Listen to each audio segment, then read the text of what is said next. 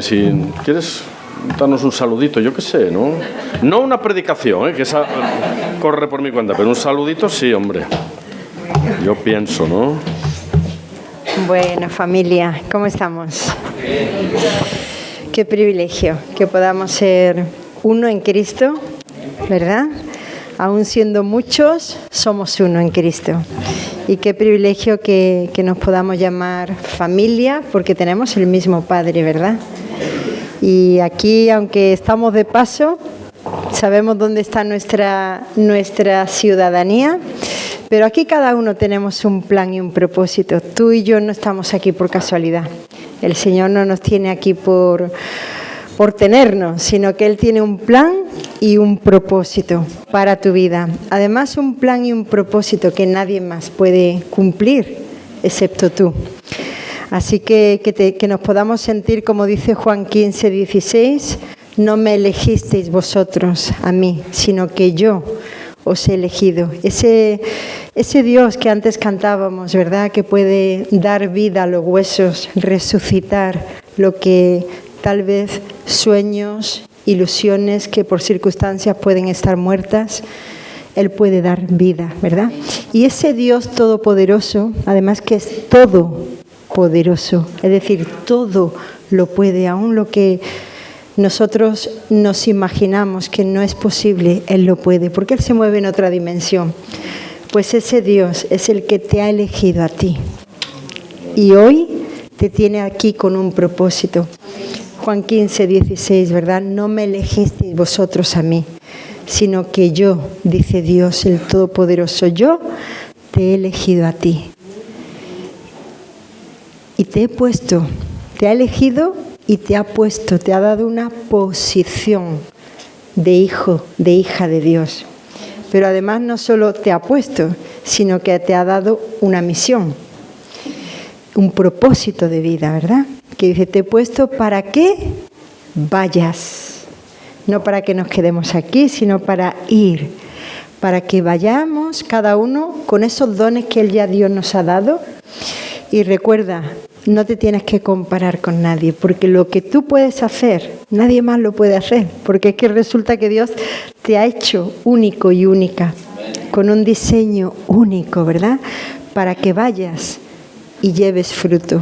Y que Dios nos ayude a cada uno, allá donde vayamos, sea en nuestra casa, sea con nuestra familia, sea en nuestro trabajo, con nuestros hijos, con el ministerio, si Dios te ha puesto ahí. Todos tenemos un ministerio, ¿verdad? Todos tenemos algo que dar ahí. Y ahí Dios nos ha puesto para ir y dar fruto. Y además, que sea un fruto que permanezca. Amén. Y os quiero dejar simplemente un versículo que fue el lema para mi vida el año pasado, Juan 14:27, que dice en la Nueva Traducción Viviente, dice Jesús, les dejo un regalo. Cuando a ti alguien te hace un regalo, ¿cómo te hace sentir? Sobre todo si no es tu cumpleaños o no es un día que tú esperas algo. ¿Cómo te hace sentir cuando alguien te hace un regalo? ¿Feliz por qué? ¿Por qué te hace sentir feliz?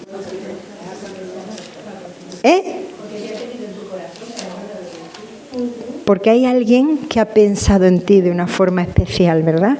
Y sobre todo esos regalos que no son esperados. A mí son los que más me gustan, porque bueno, que alguien te regale algo en tu cumpleaños, pues a lo mejor hasta lo estás esperando, más bien te desilusiona si no te lo regalan. Pero hay un regalo especial, que este versículo fue el lema para mí. En la Nueva Traducción Viviente dice, les dejo un regalo. Y ese es el regalo que Dios nos da. Y es paz en la mente y en el corazón. Qué tremendo, ¿verdad? El mayor regalo en esta sociedad que vivimos es que podamos tener paz en la mente, porque qué importante es la mente, el pensamiento. Paz en la mente y en el corazón. Y es una paz que nadie más nos puede dar. No nos la pueden dar nuestros recursos, no nos las puede dar nuestro trabajo, ni siquiera nos la puede dar nuestro cónyuge, nuestro esposo, nuestra esposa, nuestros hijos. Es una paz que solo Dios puede dar.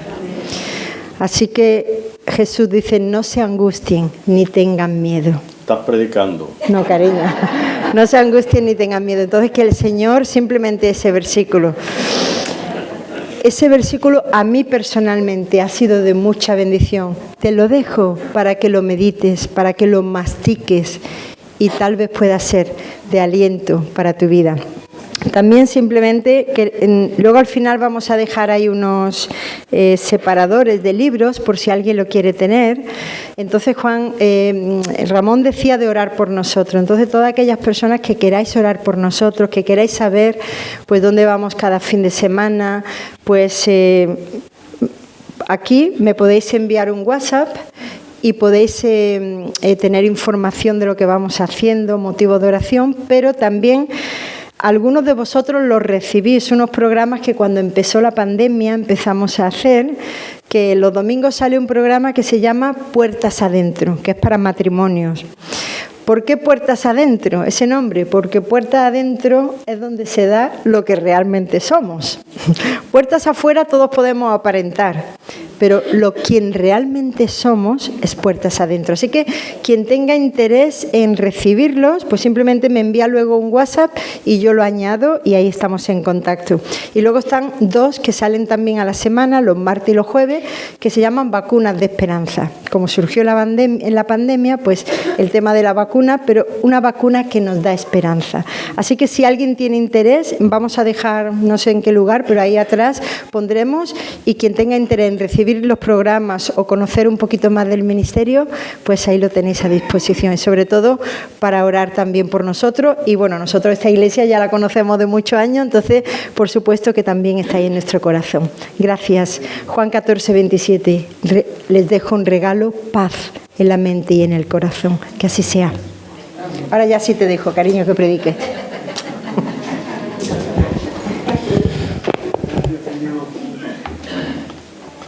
Gracias, Señor. ¿Cómo me gusta el acento jerezano? Gracias, Señor.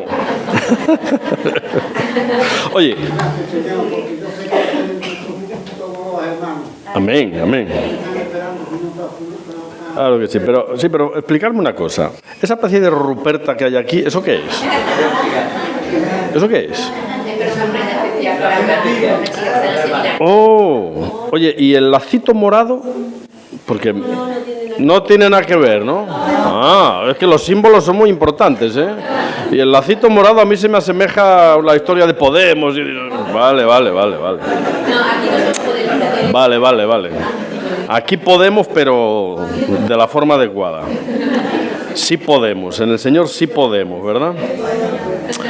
Ramón, me gustó el Salmo 115, sí, es muy interesante. Oye, de hecho es verdad que ¿nunca te ha ocurrido que a veces hay, voy a poner esto más para atrás porque quiero, a veces hay hermanos que llegan a la iglesia de primera vez o no son hermanos, si vienen por primera vez y el predicador se pone a predicar o a compartir algo de la palabra y dice, pero si me está hablando de mi historia, si parece que me está hablando de mí, ¿no?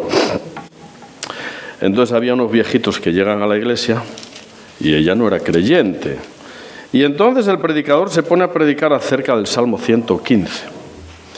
Y llega la parte donde dice, ¿verdad?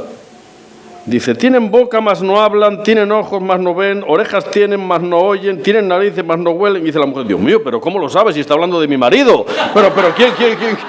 ¿Cómo es esto? ¿Cómo supo, verdad? En fin. El Salmo 115 es interesante, pero, compi, me gusta más el 116, fíjate. De hecho, el Salmo 116 es muy interesante. El año pasado, un amigo en la iglesia perdió a su hermano en un accidente. Su hermano en Miami venía de predicar y en una curva se le fue el coche, se estampó contra un árbol y ahí se quedó, se murió. Joven, no tenía 50 años o poco más. Y se murió. Dejó esposa, hijos y venía de predicar, ¿eh? No venía de fiesta, venía de predicar la palabra, ¿no? Era el pastor de la iglesia. No empecé por ahí, no, Era el pastor de la iglesia. Y uno dice, pero ¿cómo es posible, no? ¿Y qué pues yo digo, ¿qué le digo a su hermano, nuestro amigo de Sevilla, cubano que vive en Sevilla? Digo, ¿qué le digo? ¿Qué? Y de repente digo, a ver, había un versículo por ahí en el Salmo 116, ¿no? Pero me pareció demasiado clásico, ¿no? Es el 15, 116, 15, que dice, estimada es a los ojos del Señor la muerte de sus santos. Y es verdad, pero me pareció que le iba a consolar poco eso. Oye, y de repente es como si el Señor me lleva un poco más atrás del Salmo 116 y entonces leo. Verso 7. Vuelve, oh alma mía, a tu reposo, porque el Señor te ha hecho bien. Dice, pues tú has librado mi alma de la muerte, mis ojos de lágrimas y mis pies de resbalar. Y yo digo, oye, le voy a compartir este salmo.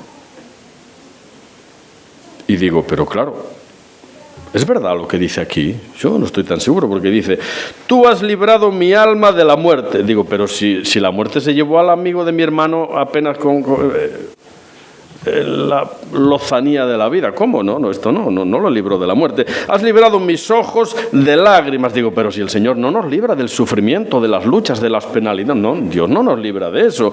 Has librado mis pies de resbalar. Digo, pero si Dios no nos libra de las caídas, de los tropezones y de los resbalones. Que es así, o sea, yo digo, pero ¿esto cómo es? Hasta que entendí. Y entonces entendí que aunque todas estas cosas nos ocurran, es decir, la muerte, el sufrimiento, el dolor, las pruebas, las caídas, fíjate, Dios, es verdad, no nos ha librado de la muerte, pero nos ha librado de la muerte sin esperanza.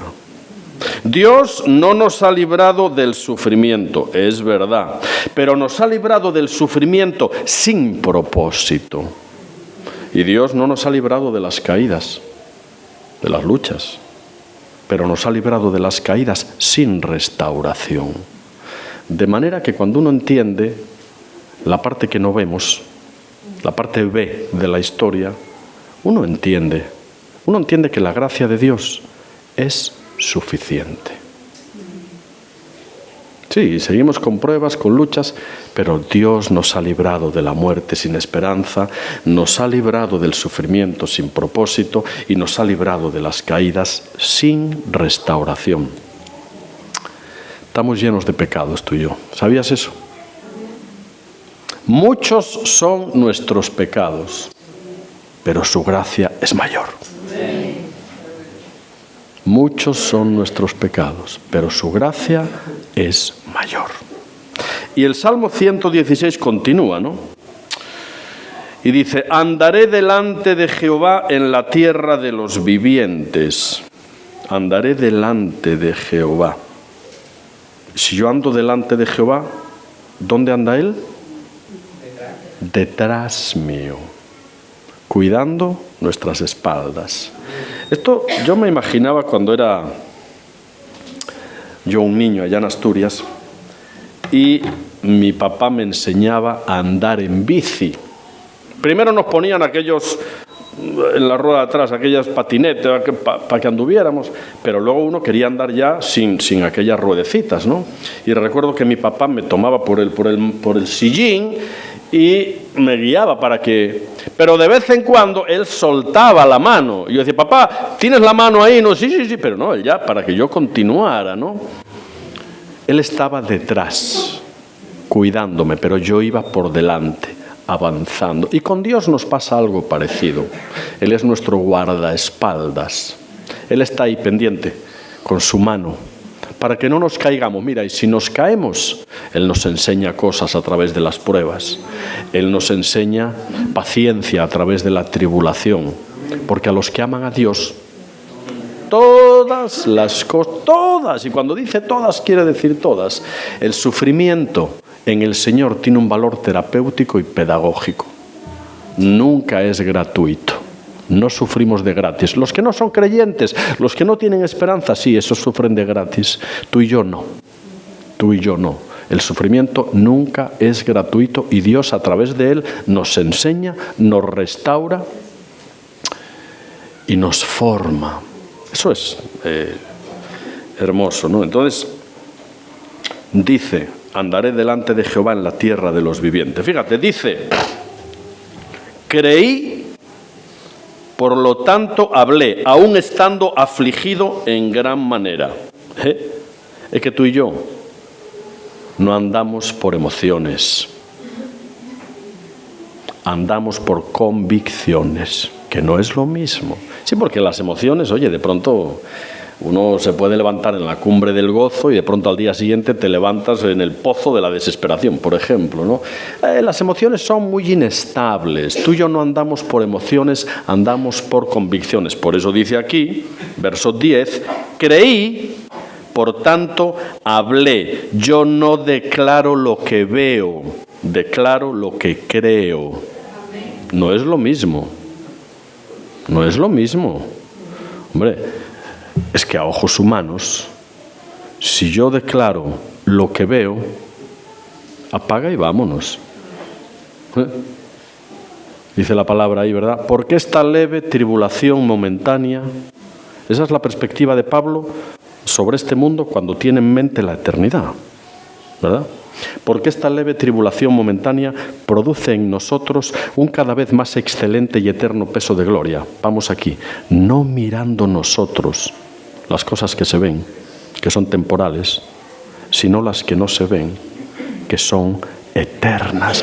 Y ahí tiene que estar nuestra mirada, en el galardón, en la esperanza, porque no podemos vivir sin esperanza. Nadie puede vivir sin esperanza. Cristo en nosotros, la esperanza de gloria. Pero este mundo de esperanza poquita, ¿eh? Los jóvenes, y cómo me encanta ver a los jóvenes aquí delante, compi, sí señor, hay esperanza. Corona, gloria, algo así dice, son los viejos y corona, pero habla de los jóvenes también, ¿no? El suicidio es primera causa de mortandad ahora mismo entre la juventud, porque no tienen esperanza muchos. Claro, porque ¿qué ofrece este mundo? Entre la pandemia, que fragilizó la vida humana hasta un límite que ni nos imaginamos, ¿verdad? Entre la guerra de Ucrania, que parece con el asunto este de la globalidad, desestabilizó la economía, sube todo. Ya no podemos tener nuestra fe basada en la economía tampoco, porque ya la vivimos de posguerra. Claro. O sea, a ojos humanos, perdonadme, pero a ojos humanos esto es una porquería. Que esa es la realidad. Este mundo no vale para nada. Está en fase terminal. Esto se acaba. Por eso tú y yo no miramos las cosas que se ven, que son temporales, sino las que no se ven. Llegó el tiempo de declarar lo que creemos, no lo que vemos. Ese es el tiempo de la fe, el tiempo de la verdad. Y ahora nos toca ejercitar la verdad. Que tanto hemos declarado, orado, leído, ahora nos toca. Esa es la realidad. Romanos dice, qué interesante este versículo, no sé si es Romanos 13 o por ahí, dice, y esto conociendo el tiempo, que ya es hora de levantarnos del sueño, porque ahora está más cerca nuestra salvación que cuando creímos. La noche está avanzada, se acerca el día. Desechemos pues las obras de las tinieblas y vistámonos las armas de la luz. La noche está avanzada y se acerca el día. Hay un refrán que dice, la hora antes del amanecer es la hora más oscura. Y es verdad. Y estamos en la hora más oscura. Esto tiene dos lecturas, una inquietante y otra esperanzadora. Estamos en la última hora de la historia, la más oscura, ya lo sabemos. No hace falta ser adivino, ya sabemos que es la más oscura. Pero es muy esperanzadora la lectura, porque el amanecer evidentemente significa la segunda venida del Señor.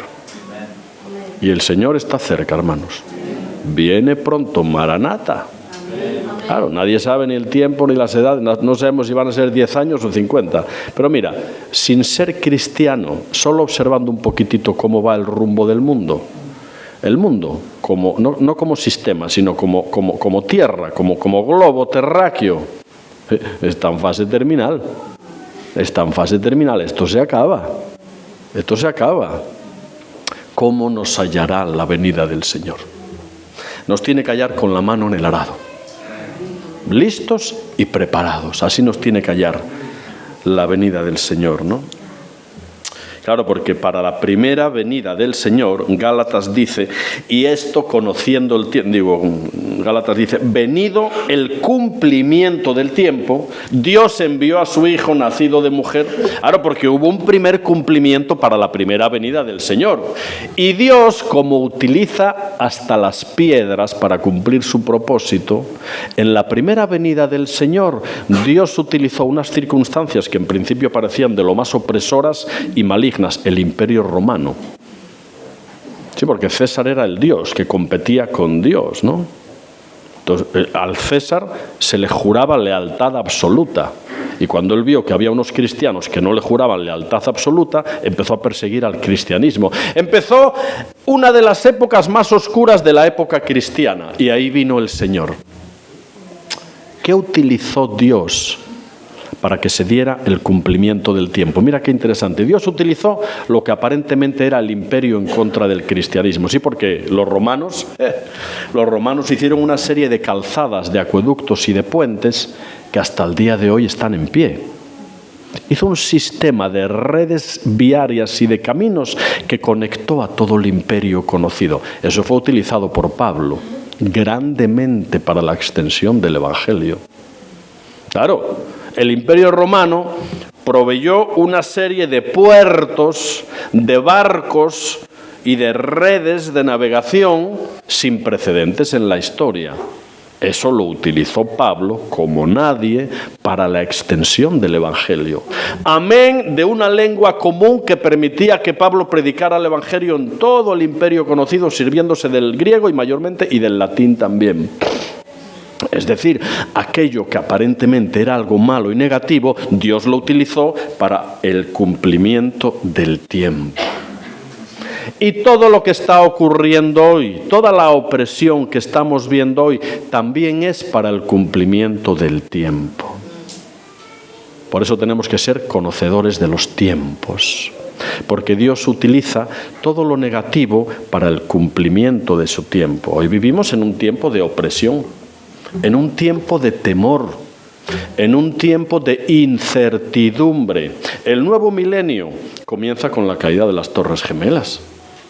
Dios mío, en el año 2001, las Torres Gemelas, es decir, el corazón mismo de la primera democracia de todos los tiempos, se vino abajo. Las Torres Gemelas supuso el inicio de un ambiente de temor, de incertidumbre, donde ya el terrorismo se había globalizado, ¿verdad? Ese temor, ese ambiente de incertidumbre continuó acrecentándose después con la llegada del Estado Islámico. ¿Te acuerdas?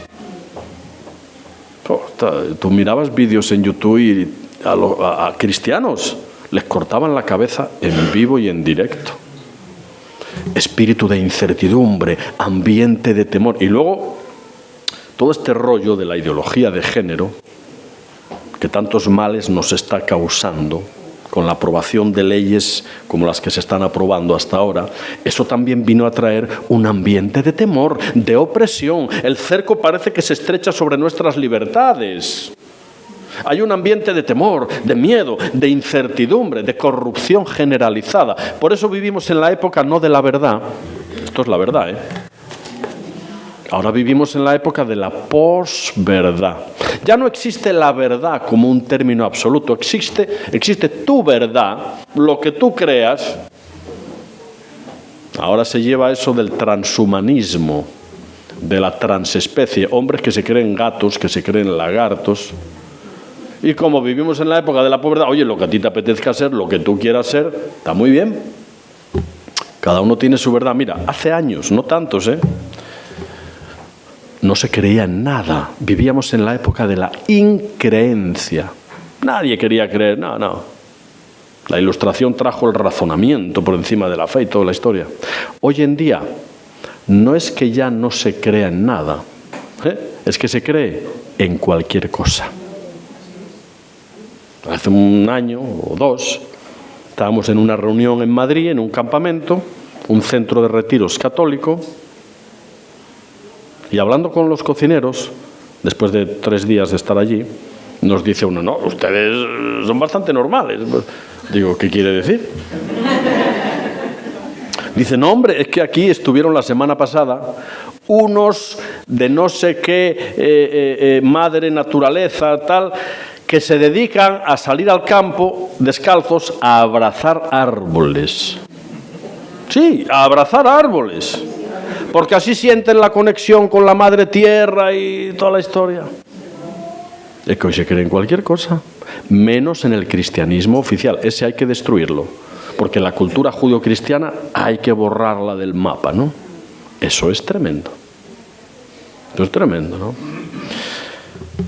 Y en eso estamos, lamentablemente, con ese ambiente de temor, ese espíritu de incertidumbre, ¿no? Por eso estamos en los últimos tiempos, sin duda alguna, ¿no? La cultura occidental, la cultura judio-cristiana se derrumba a marchas forzadas en la vieja Europa. La pregunta es, ¿quién va a recoger los escombros?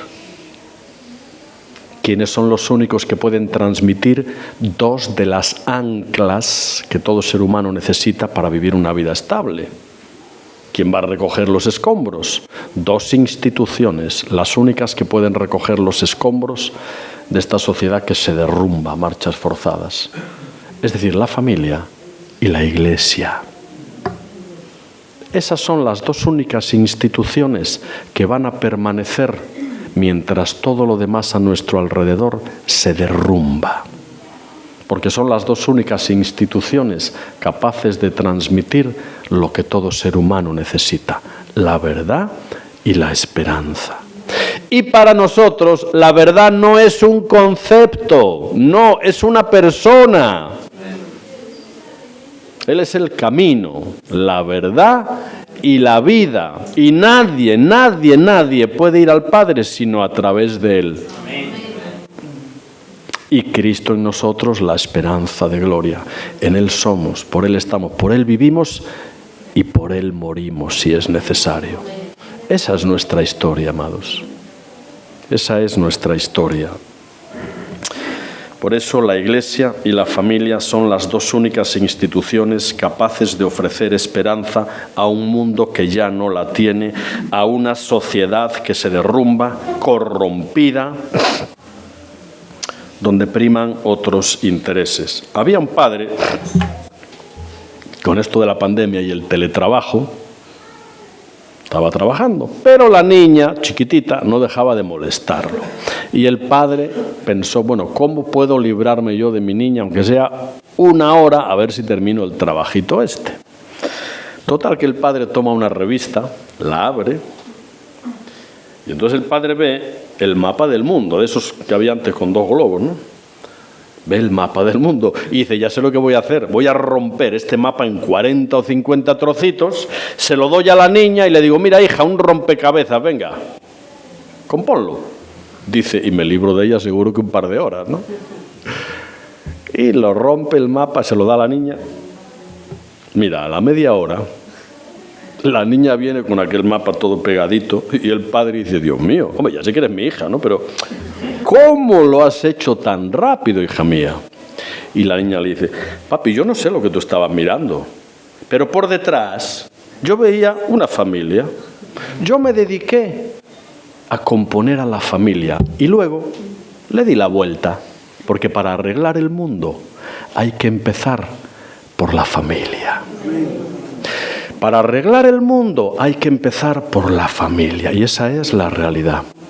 Y cuando digo familia, no digo solo la familia natural, a la que tú perteneces. Tu esposo, tu esposa, tu padre, tu madre, tu hijo, tu hija, que esa es la primera. Pero cuando digo familia, también me refiero a la Iglesia, Yo voy a hablar de la familia, estoy hablando de la familia, pero la Iglesia también es familia de familias, O sea, si no estás casado, mira, si estás divorciado, también tienes familia. Si no estás casado, también tienes familia. Si estás soltero, también tienes familia. Porque el estar casado o el tener hijos, eso no es la panacea de un ser humano, ¿eh? Naturalmente se da. Pero si no estás en esa circunstancia, ni eres menos, ni estás incompleto. Tu plenitud como ser humano no depende de tu familia, no, depende de Dios y de tu estabilidad interior. Luego aparte, si tienes esposo, esposa, hijo, pues estupendo, ¿verdad? Pero que nadie se lleve a engaño, ¿eh? La iglesia es la gran familia, donde si no tienes hijos, los puedes tener espirituales.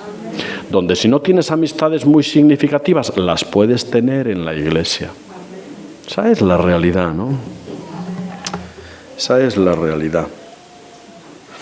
Por eso, esas dos únicas instituciones son las que pueden ofrecer la verdad y la esperanza. Esa es la realidad. Soplan vientos contrarios, es la verdad. Soplan vientos difíciles, es la verdad. Pero si estamos firmemente arraigados en la palabra, ¿verdad?, será como árbol plantado junto a aguas, que recordáis el versículo, ¿verdad? Cuando un árbol está firmemente arraigado, da igual que en la copa soplen los vientos contrarios. Sí, el árbol se va para un lado, se va para otro, pero no se cae, porque está firmemente arraigado. O Mateo, creo que es 7 por ahí, que habla de los 2 cimientos. Nuestra casa tiene que estar fundada sobre la roca, para que cuando vengan vientos, tempestades, no se caiga, ¿verdad?, sino no sobre la arena, ¿no? Y eso es importante entenderlo. Primera de Crónicas, capítulo 21, también es un texto muy interesante. Primera de Crónicas, capítulo 21. Por cierto, que cada año, con María del Mar, buscamos un versículo que nos guíe como ministerio, como matrimonio, como ministerio. Y lo buscamos siempre en el mes de enero para que sea el versículo rector durante los 12 meses restantes, ¿no? Este año Dios nos dio un versículo que también está ahí en Primera de Crónicas, un poco más adelante, en este caso 28:20. Y este es el versículo que Dios nos dio para este año. Primera de Crónicas. Ahora volvemos al otro Primera de Crónicas. 28:20. Oye, tómalo para ti, tómalo para ti. Dijo además David a Salomón su hijo. Y aquí va. Anímate, esfuérzate y manos a la obra. No temas, no desmayes, porque el Señor Dios, mi Dios, estará contigo. Él no te dejará, Él no te desamparará, hasta que acabes toda la obra para el servicio de la casa de Jehová. Anímate, esfuérzate, manos a la obra, no temas ni desmayes. Recíbelo, recíbelo. Anímate, esfuérzate, manos a la obra, no temas ni desmayes. Primera de Crónicas 21. David censa al pueblo. Y parece ser que ahí cometió un pecado. Comienza el versículo. Pero Satanás se levantó contra Israel e incitó a David a que hiciese censo. Claro, lo que entendemos aquí es que David empezó a confiar más en sus fuerzas, en su ejército, en lo que él tenía, más que en Dios, ¿no? Por eso, claro, peca, David peca, y entonces Dios le dice ahí en el verso 12, mira tú qué dilema le pone Dios ahí a David. Le dice, escoge para ti o 3 años de hambre, o 3 meses de derrota de tus enemigos, o 3 días la espada de Jehová arrasando todo Israel. 3 años de hambre, 3 meses de derrota, o 3 días con la peste arrasando Israel. Y entonces dice en el verso 13 David, Estoy en gran angustia, ruego que yo caiga en las manos de Jehová, porque sus misericordias son muchas. Y tenía razón. Así que Jehová envía una peste, y cuando había como 70.000 hombres muertos, dice la palabra que Dios se arrepintió. Dios no se puede arrepentir. Cada vez que vemos versículos semejantes son antropomorfismos, es decir, personificaciones de Dios en el sentido humano para que entendamos. Pues Dios no se arrepiente, pero aquí para que entendamos, se arrepintió Jehová de aquel mal y dijo al ángel: basta ya, detén tu mano. Oye, ¿sabes dónde se detuvo la mano del ángel de Jehová? ¿En qué lugar? ¿Alguien lo sabe? Creo que lo tenéis ahí en el texto. ¿Sí? ¿Dónde se detuvo? No tenéis más que leer, ¿eh? No, pero leer ahí. ¿Qué dice ahí? Muchachos, leer. ¿Dónde se detuvo? Basta ya, detén tu mano. El ángel de Jehová estaba junto a la era de Ornán el Jebuseo. Ahí se detuvo. Junto a la era de Ornán el Jebuseo. La era de Ornán el Jebuseo estaba en el monte Moria, ahí donde Abraham tuvo que llevar a sacrificar a su hijo Isaac. Una de las laderas del monte Moria estaba el monte del Calvario, donde Cristo murió. Y en la era de Ornán el Jebuseo, ¿sabes qué se levantó? A lo mejor no lo sabes. En la era de Ornán el Jebuseo se levantó el templo de Jerusalén. Verso 22:1. Y dijo David: aquí estará la casa de Jehová Dios, y aquí el altar del holocausto para Israel. Y sobre la era de Ornán el Jebuseo se construyó el templo de Israel, porque ahí se paró el juicio de Dios y comenzó la misericordia de Dios. En la era, ¿qué es una era? Paco, ¿qué es una era? Tú que eres un hombre de campo. Algo que se traza para plantar. Bueno, en este caso se refiere a otra cosa, y tú me vas a entender. En el antiguo Israel, cuando había que separar el trigo de la paja, se iban a la era. Y tenían unos rastrillos muy grandotes, ¿verdad? Y resulta que en Israel, a la caída de la tarde, había un viento que le llamaban el Mistral. Era un viento que soplaba a la caída de la tarde. Y a la caída de la tarde se iban allí a la era y empezaban a aventar. Y ¡pum! Con el rastrillo lanzaban trigo y paja todo al aire.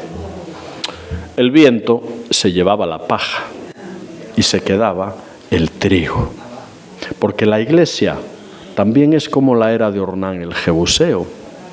También la iglesia, porque como Dios lo aprovecha todo, ¿verdad? Aprovecha los vientos contrarios que soplan para separar el trigo de la paja. Oye, en pandemia muchas iglesias se quedaron medio vacías. Otras no, pero muchas se quedaron medio vacías. Porque en la hora de la prueba, el trigo se queda y la paja se la lleva el viento de incertidumbre, el viento de temor, el viento de lo que sea, ¿no?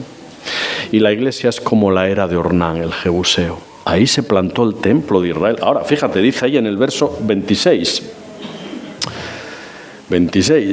Y edificó allí David un altar a Jehová en el que ofreció, ¿sabes qué ofreció? Holocaustos y ofrendas. Holocausto quiere decir consumido hasta las cenizas. Eso quiere decir holocausto. Es decir, que en la iglesia tenemos que ofrecer holocaustos y ofrendas. Holocaustos es lo que tengo que sacrificar en mi vida. Y ofrendas es lo que tengo que dar, aquello con lo que tengo que bendecir a otros. Y en la vida de la iglesia el cristiano tiene que hacer eso. Tiene que sacrificar hasta quemar, hasta reducir a cenizas. Eso es holocausto, reducido a cenizas. Por eso al genocidio nazi, porque literalmente fueron reducidos a cenizas, se le llamó el holocausto. Y en la iglesia, tú y yo estamos para ofrecer holocaustos, para quemar todo lo que no le agrada a Dios y para ofrendar de nuestros dones, de lo que tenemos, de lo que Dios nos dio, ¿no? Y eso es bien importante, holocaustos y ofrendas. Claro, ahí se construye el templo, pero el templo, una vez que fue el templo instituido, oficial, ahí en la era de Ornán, el Jebuseo, antes de que fuera el templo permanente, ¿tú sabes lo que había? Una tienda de campaña que se llamaba el tabernáculo y que había que montarla, desmontarla, ¿verdad? El tabernáculo tenía muchas cubiertas, como 6 o 7 cubiertas. La última de las cubiertas del tabernáculo, ¿sabes de qué era? Una era, no la última, una era roja simbolizando la sangre de Cristo, otra era azul simbolizando la gloria celestial, otra púrpura, no sé qué simbolizaba, pero la última de las cubiertas, ¿recuerdas de qué era? La última de las cubiertas. ¿Nadie lo sabe? Sí, señor Tejada.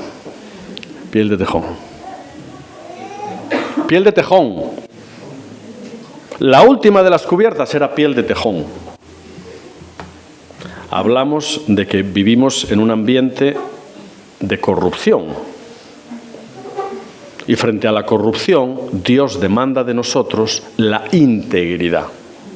Claro. Y ahora os voy a hablar de 2 animales, el armiño y el tejón. Ninguno se come, qué pena. El armiño y el tejón.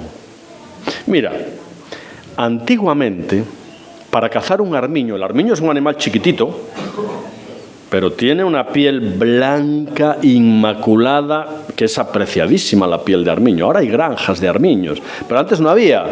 ¿Cómo se cazaba antiguamente un armiño? Mira qué interesante. Tú pones esto en YouTube y lo vas a ver.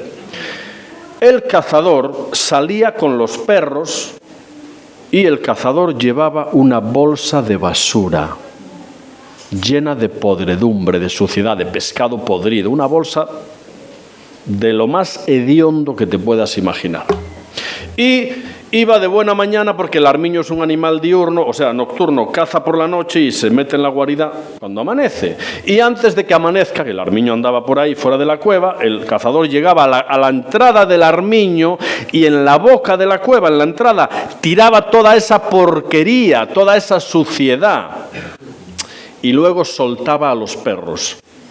Claro, los perros de la que olían al armiño, el rastro, se iban, y el armiño de la que escuchaba los ladridos del perro y demás, iba a refugiarse a la cueva, claro, para salvaguardarse de los perros. Oye, imagínate, ¿eh? Entonces así, el armiño blanco, inmaculado.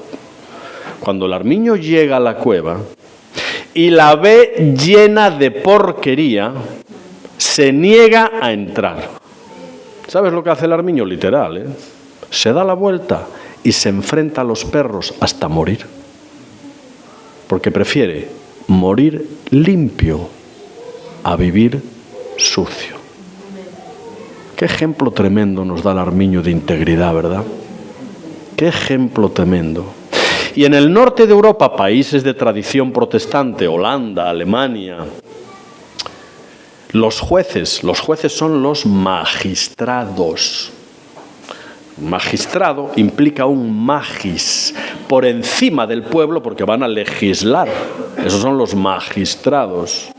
Y entonces en el norte de Europa, repito, países de tradición protestante, los jueces en ceremonias especiales llevan aquí una piel de armiño blanca. Se llama la esclavina, para recordarles que en el ejercicio de su magisterio tienen que ser íntegros y puros y limpios. Tú y yo no estamos en el magisterio, pero sí estamos todos, sí estamos en el ministerio, todos. El ministerio al contrario que el magisterio implica un minus, porque ministerio quiere decir por debajo del pueblo, pero en el sentido de servir a los demás. Y tú y yo estamos en el ministerio. Todos, absolutamente todos tenemos obras que Dios preparó solamente para nosotros. Efesios 2:10, porque somos hechura suya, cada uno hechura suya, no hechos a mano, hechura suya, creados en Cristo Jesús para buenas obras, las cuales Dios preparó de antemano para que anduviésemos en ellas. Todos tenemos obras que nadie más puede hacer. Por lo tanto, todos tenemos un ministerio, y en el ejercicio de nuestro ministerio, también como el armiño, tenemos que ser íntegros. No mezclarnos con la corrupción de este mundo. Y hay tanta, ¿verdad?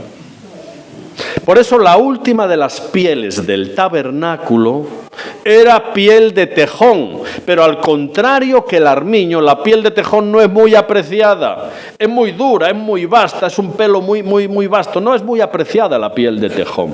¿Por qué es conocido un tejón? Por su valentía. Mira qué interesante. De hecho hay un vídeo en YouTube también, donde tú ves, el tejón es un animal pequeño, pero la mamá tejón, cuando tiene que defender a sus crías, se enfrenta a cobras y a leones. Entonces hay un vídeo en YouTube donde la mamá tejón se enfrenta, una cobra quiere venir allí a matarla y comérsela, o a las crías. Y el tejón se enfrenta a la cobra y la cobra lo muerde. Mira, la mordedura de una cobra nos mata a unos cuantos de nosotros. Solo la mordedura de un animal de esos, ¿no? Y el tejón, cuando la cobra muerde, el tejón se cae al suelo y empieza a convulsionar y parece que se muere. Pero tiene un sistema inmunológico increíble ese animalito, ¿no? Y entonces de pronto el tejón como que revive y agarra a la cobra por el cuello, la destroza y se enfrenta a leones, un animal así. Y se enfrenta, es un animal muy valiente. Y la última de las cubiertas del tabernáculo era de piel de tejón, que nos recuerda que nosotros, tú y yo, somos los representantes de todo lo que hay debajo, del sacrificio de Cristo, de la esperanza que significa para el mundo. Por eso Dios quiso que fuera la última de las cubiertas, sin aparente atractivo, porque no, ¿verdad? No es muy atractivo, pero tenemos que ser valientes para enfrentarnos a un mundo que no cree en la verdad. Tenemos que ser íntegros para enfrentarnos a un mundo lleno de corrupción. Y así tenemos que ser. En el tabernáculo, que luego fue el templo. Pues cuando yo vivía en Asturias, recordando otra vez mis tiempos de jovencito allí, a veces con papá íbamos de camping. No, las tiendas de campaña, las tiendas ahora se arman solas, ¿eh? Tú la abres y aquello tiene unos palos extensibles que haces así, pum, y se armó. No, cuando yo era jovencito, literalmente teníamos unas estacas de madera afiladas y un martillo grandote de madera. Y entonces dice Isaías 54, ensancha el sitio de tu tienda, alarga tus cuerdas, refuerza tus estacas. Claro, ¿qué es eso de refuerza tus estacas? La estabilidad del tabernáculo, antes de que fuera templo, dependía de que la última de las cubiertas, que significa nuestra humanidad, herederos de lo que Cristo nos dio, la estabilidad del tabernáculo dependía de lo firmes que estuvieran las estacas agarradas al suelo. Y yo me acuerdo que papi, cuando montábamos la tienda, montábamos la última cubierta. Y esa, la última, era la que daba estabilidad. Por eso papá nos decía, las estacas hay que clavarlas bien firmes en la tierra. Porque al clavar las estacas bien firmes, vamos tensando la lona. Y así luego los vientos contrarios no desestabilizan la tienda, porque está firmemente arraigada. Y me acuerdo que con el martillo de madera golpeábamos aquellos tacos hasta clavarlos y arraigarlos firmemente para dar estabilidad al tabernáculo, a la tienda. En el tabernáculo que es la iglesia, las estacas representan cada familia de la Iglesia. Y dependiendo de lo firmemente arraigadas en la tierra, que es la de Cristo, dependiendo de lo firmemente arraigadas que esté cada estaca, eso va a dar estabilidad o no a la Iglesia, porque la Iglesia es familia de familias. Por eso, cada familia aquí representada es como una estaca que dependiendo de lo firmemente arraigada que esté, va a ayudar a tensar y a proteger el tabernáculo que es la Iglesia. Por eso qué importante nuestras familias. Por eso qué importante que lo que hacemos fuera de la Iglesia seamos bien conscientes que repercute dentro de la Iglesia. Lo que hagamos, lo que digamos, repercute dentro de la Iglesia. Por eso nuestra responsabilidad es grande, porque en la familia en la que Dios nos colocó tenemos que estar firmemente arraigados, porque la estabilidad de la Iglesia en general depende de la estabilidad de las familias que la conforman. Qué importante. Pero vuelvo y repito, si de pronto estás divorciado o divorciada, o no tienes familia, o eres mamá soltera, no pasa nada. Dios tiene solución para cada caso y para cada situación en particular. Si no tienes una familia o la has perdido o se ha destrozado, está la familia de la Iglesia. Siempre y en todos los casos. Ahora bien, tu estabilidad y la mía depende de nuestra conexión con la cepa. Depende de nuestra conexión con Dios. Eso es lo importante. ¿Cómo está tu relación con Dios? Eso es lo importante. Resulta que hace unos años yo iba en avión, iba solo en este caso. Y yo hace años aprendí a entender que nuestra relación con Dios tiene que ser de hijo a padre. Dios no es un juez, aunque haga de juez, pero no es un juez. Dios no es un dueño, ni es un... No. Dios es tu padre. Y si Dios es tu padre, tú eres su hijo o su hija. Y mira, un padre por un hijo hace lo que sea. Lo que sea. Somos hijos, no somos esclavos, no somos huérfanos, somos hijos. Iba yo en el avión y como eran muchas horas de viaje, en el avión, si no vas en primera, y no iba en primera, pues a veces cuesta un poco dormir, ¿no? Pues no es tan cómodo. Y puedes quedarte en ese estado de duermevela, que estás ahí medio dormido, ¿no? Y delante mío iba un papá judío con la kipa y un niño, iba el papá y su hijo. El niño también con la kipa, el gorrito ese, ¿verdad? Y llega la noche y yo ahí estoy medio dormido. Oye, y en ese estado de somnolencia escucho Abba. Al rato vuelvo a escuchar Abba. Digo, ay, ¿será que Dios me está hablando? Esto será... Voy a escuchar como Elí, ¿no? Como Elí. Y cuando me despierto, veo al niño judío llamando a su papá, Abba. Y se ve que el niño había tenido una pesadilla. Y en medio de la noche allí, el niño empieza a llamar a su papá, Abba. Y su papá se despierta. Mira qué precioso.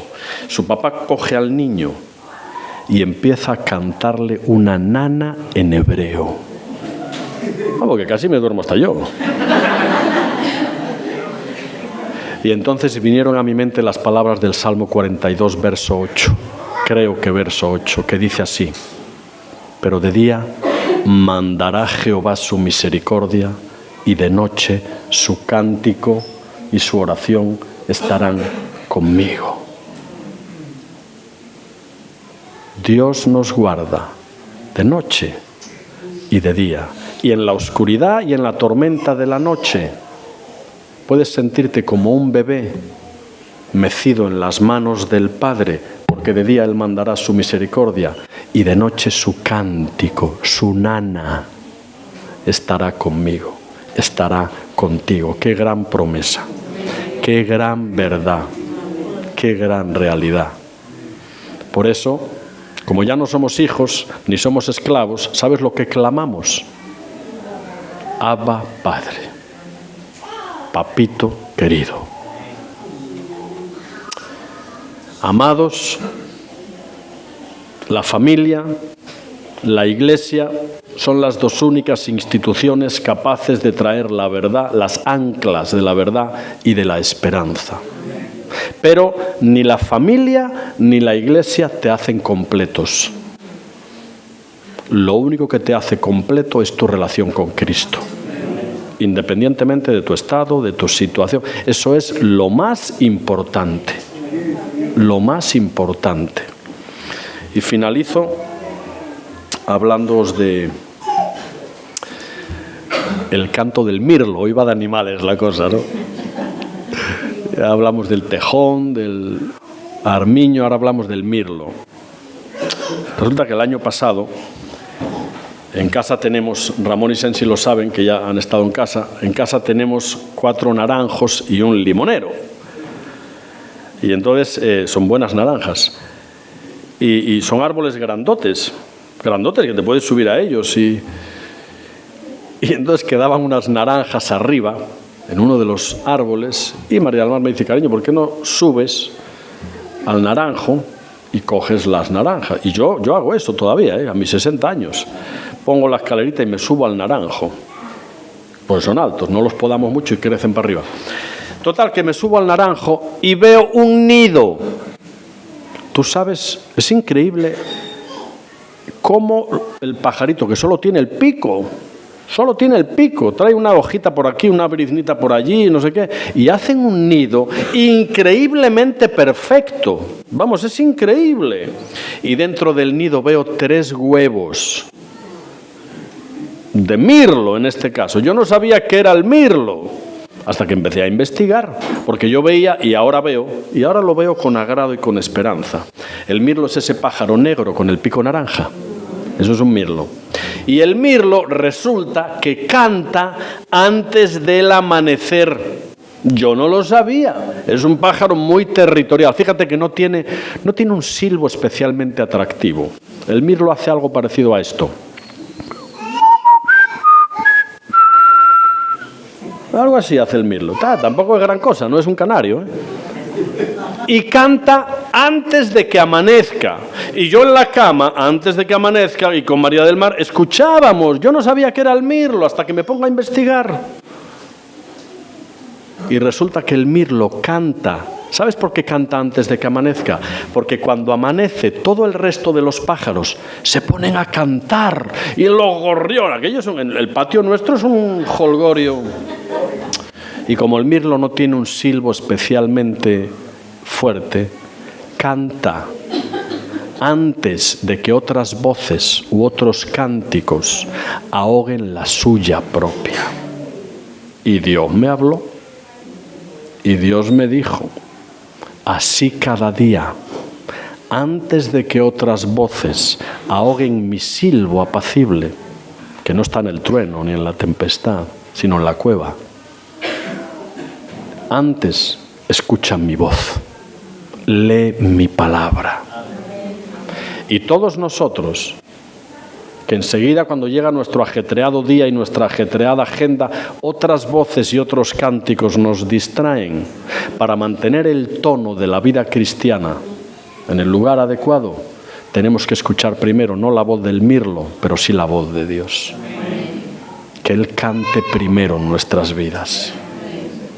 Por eso la clave está en nuestra conexión con Dios. La clave está en cuánto tiempo pasamos orando y leyendo la palabra antes de que nuestra mente sea contaminada con otras cosas. Eso es lo que nos capacita para ser, primeramente, buenos cristianos. Luego también buenos padres, esposos, esposas, madres, hermanos. Pero antes que nada, tenemos que ser buenos hijos. Y un hijo se caracteriza porque tiene una relación diaria con su padre. De manera, es muy sencillo, lo simple en la Biblia es lo sencillo, o lo simple es lo profundo, ¿no? Todo el discurso oído se resume en que cuides tu relación diaria y personal con Dios. Esa es la clave. lo que te da autoridad y capacidad para ejercitarte en cualquier rol en el que luego te desempeñes, está directamente relacionado con la intensidad de tu tiempo personal con Dios. Esa es la clave. Salmo 43, creo que por ahí por el verso 6, envía tu luz y tu verdad. Fíjate, tu luz frente a la oscuridad de este mundo y tu verdad frente a la corrupción de este mundo. Envía tu luz y tu verdad, estas me guiarán y me conducirán a tu santo templo y a tus moradas. Entraré al altar de Dios, tabernáculo, a la presencia. Entraré al altar de Dios, dice, al Dios de mi alegría y de mi gozo. Tu alegría y tu gozo dependen de tu conexión diaria con Dios. Qué importante, amados. De manera que cuidémonos de que lo primero que entre en nuestra vida sea la eternidad de la palabra y los valores eternos de la palabra de Dios. Terminamos. Fueron halladas de mí tus palabras y yo las comí. Y tu palabra me fue por gozo y por alegría de mi corazón. Eso creo que es Jeremías 15, 16 o algo así. Fueron halladas de mí tus palabras y yo las comí, y tu palabra me fue por gozo y por alegría de mi corazón. Eso es, Jeremías 15, 16. Cierra tus ojos ahí donde estás. Vamos a orar.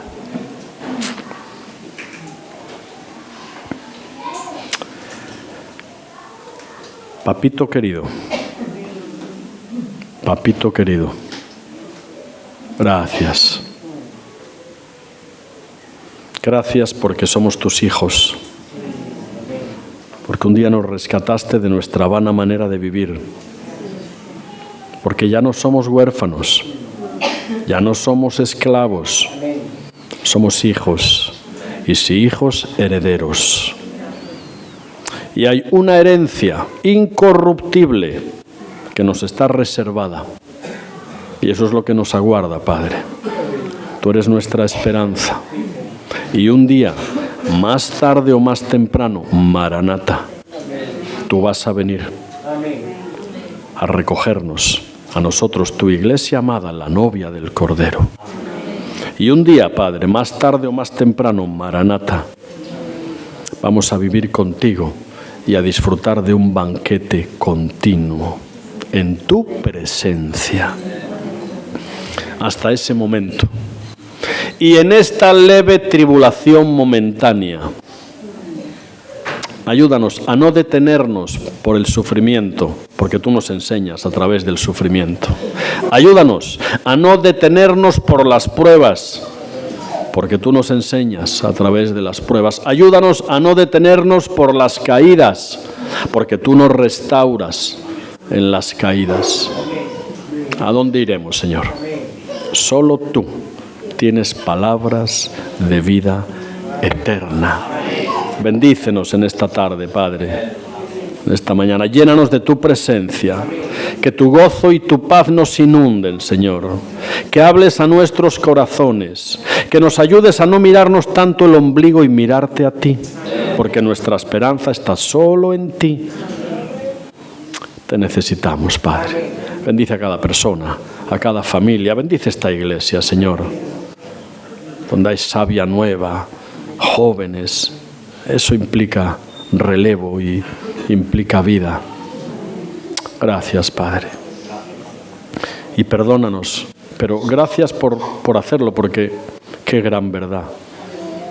Nuestros pecados son muchos, pero tu gracia es mayor.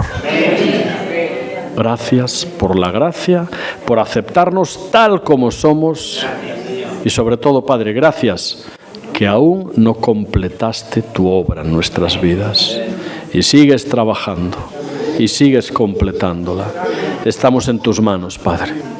Estamos en tus manos, en las mejores. Gracias, gracias, gracias. En tu nombre santo. Amén. Amén. Que Él nos siga bendiciendo, amados.